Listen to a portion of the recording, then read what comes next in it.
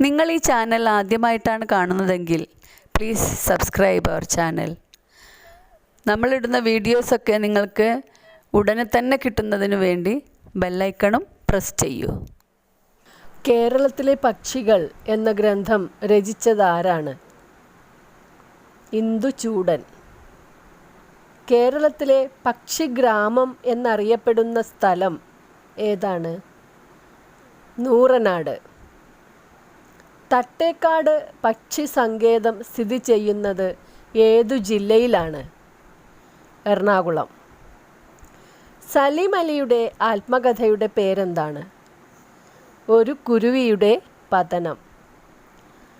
പക്ഷികളെക്കുറിച്ചുള്ള പഠനം ഏതു പേരിലാണ് അറിയപ്പെടുന്നത്? ഓർണിത്തോളജി. ലോക പക്ഷി ദിനം എന്നാണ്? ഏപ്രിൽ 1. പുറകോട്ടു പറക്കാൻ കഴിയുന്ന പക്ഷി? Humming bird. കഴുത്ത് പൂർണ്ണ വൃത്തത്തിൽ തിരിക്കാൻ കഴിയുന്ന പക്ഷി? മൂങ്ങ. ചിറകുകൾ നീന്താൻ ഉപയോഗിക്കുന്ന പക്ഷി? പെൻഗ്വിൻ. തേനീച്ചക്കൂട്ടിൽ മുട്ടയിടുന്ന പക്ഷി? പൊന്മാൻ.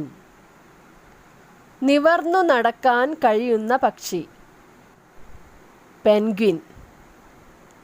ശബ്ദമില്ലാതെ പറക്കാൻ കഴിയുന്ന പക്ഷി? മൂങ്ങ.